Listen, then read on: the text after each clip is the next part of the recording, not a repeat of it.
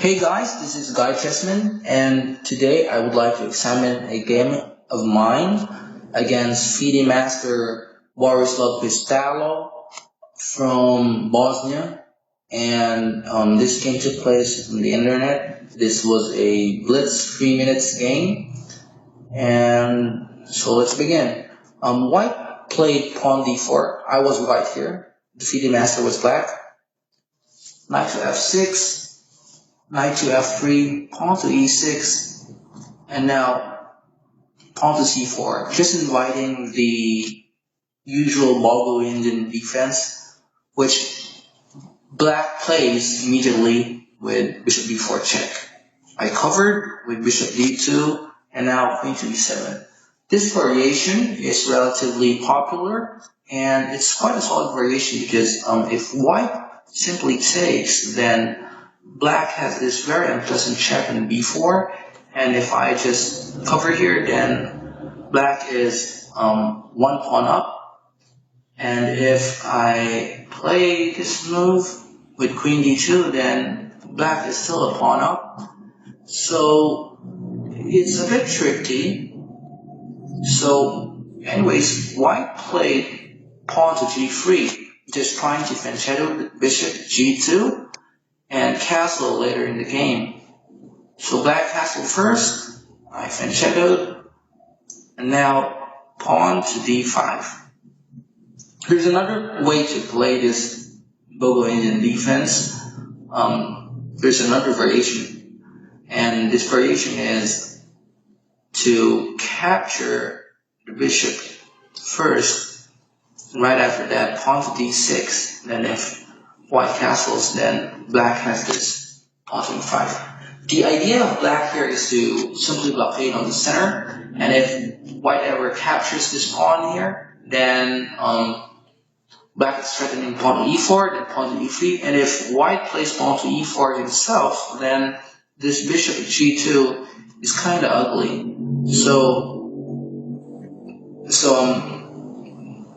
that's one way to play the Bogo-Indian defense with pawn to d6. Now back to pawn to d5, I play knight to e5, just trying to pressurize the pawn at d5. The disadvantage for this move is that it's kind of time wasting because I've moved my knight twice in the opening.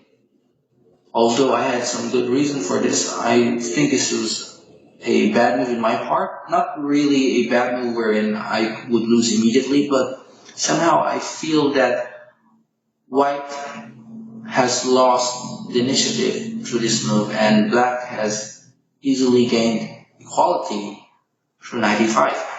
And after that, black just captures, and I capture with the queen, because if knight to e4, then I could just capture, and white would be very much okay.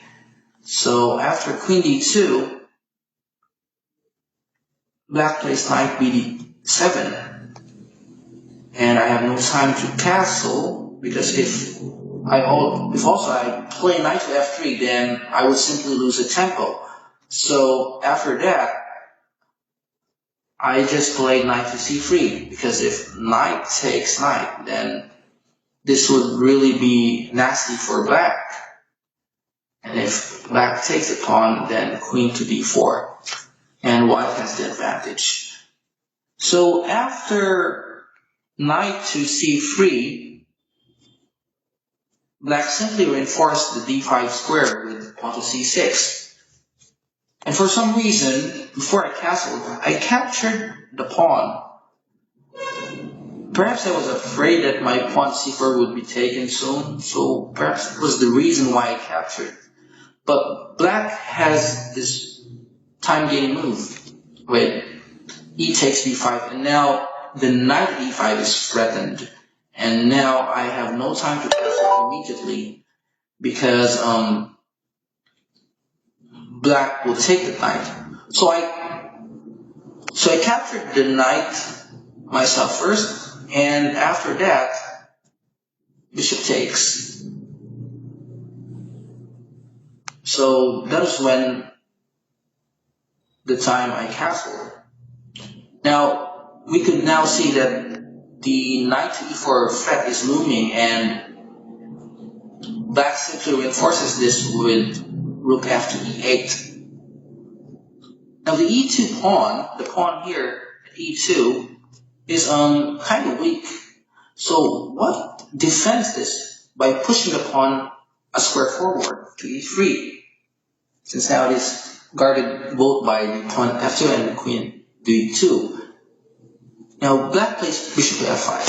In this position, before bishop to f5, white would like to play some kind of moves like, for example, if black just plays this, then in this kind of position, white, would like to play this kind of move. Rook to b1, then after that, for example, just pawn to a6, then we have a kind of minority attack on the queen side.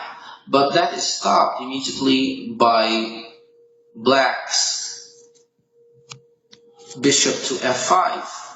So rook b1 is now impossible.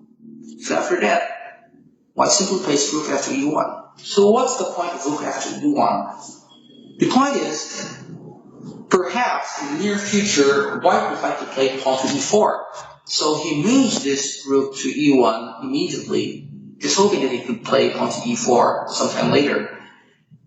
And right now, I don't think white could play for an immediate advantage because black has achieved quality here, and he has a very nice pair at e4, and his pieces are well developed. So I don't think white has the advantage here. In fact, we could say that black has more chances for an advantage here rather than white.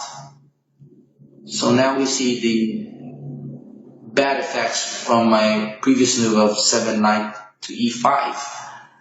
Okay, back to the game. Black played queen to d7 as if he wants to push bishop to h3 and then pawn h5 to h4, making a hack attack. And now b3. White's simply waiting because really white hasn't anything to do right now and there's no advantage for him. Black waits with pawn to h6. Why does black wait? I think black simply wanted to see if white runs out of ideas and moves, and so he waits. Because optically, if we just look at the position, black has more space. White has space, but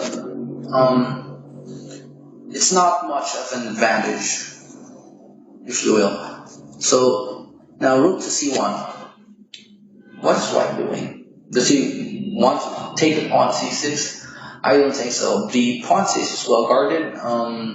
White just simply wants to develop, and hopefully if black would make a little error, then perhaps white could capitalize on this.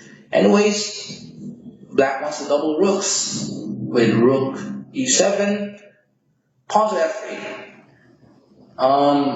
I think this move is kind of the obvious threat is pawn to e4, obviously.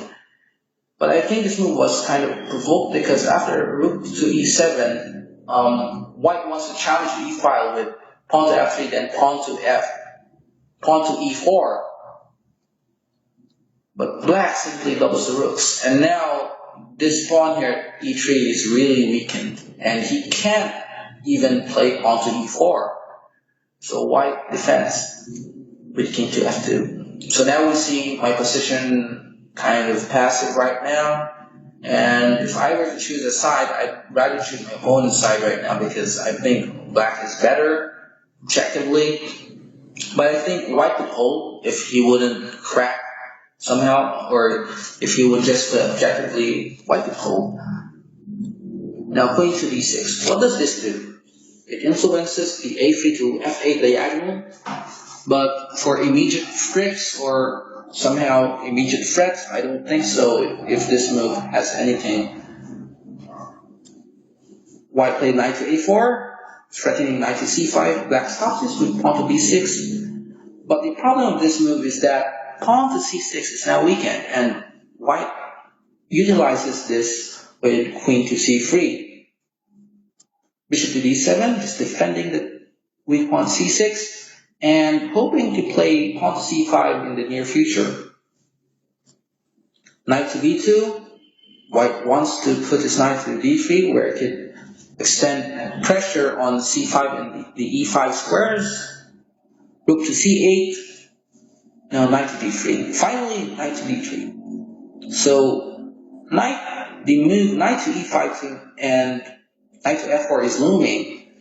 Black seeing this plays knight to h7. Perhaps if I play knight to e5 right now, then black could simply play pawn to f6. I think. For example, knight to e5. Now we see that. If knight takes, I think this would be okay for white. But if white wants to complicate matters, then I think it's good for white too. Anyways, I think f6 immediately would be kind of bad. So I think perhaps bishop to e8. Yeah, I think bishop to e8. Just threatening to play pawn to f6. Now, after knight to h7, this knight at h7, I think it wants to go to g5, so white, excuse me, I think the knight from h7 wants to go to g5, so white stops this with pawn to h4.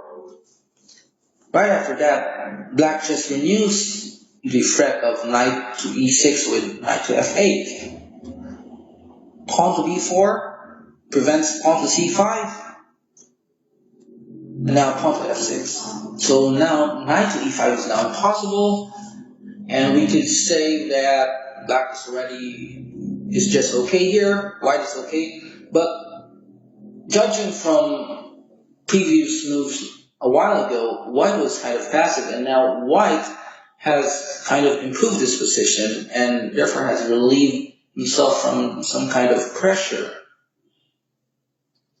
Now, white plays knight to f4.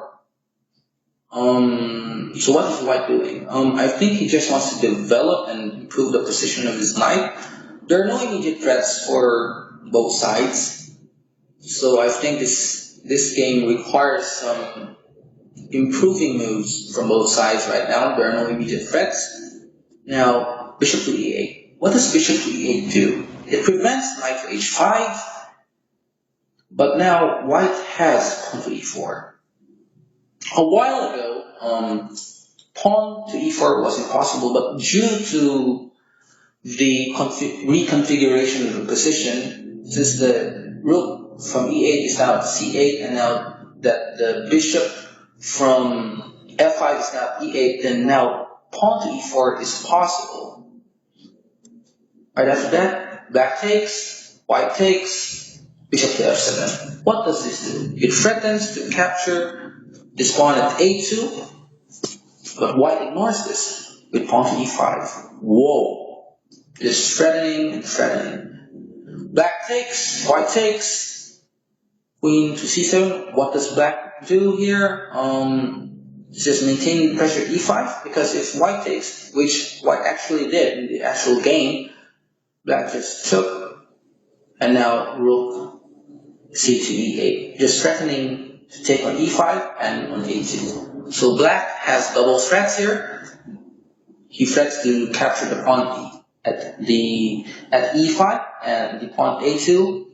White complicates the game with pawn to e6. I think I remember that black was kind of a bit low in time, so I decided to create some problems, and I was hoping that black would run out of time. Anyways, after a few moments of analysis, black simply captured the pawn. I took back, took again, and now this position seems kind of very drawish. We move the kings to the center, and there is no immediate penetration from both sides. So I think this is a draw, and oh my god, just repeating some moves, and now it's a draw. Anyways, thank you for watching this game and click subscribe if you like the video. And thank you once again. Bye.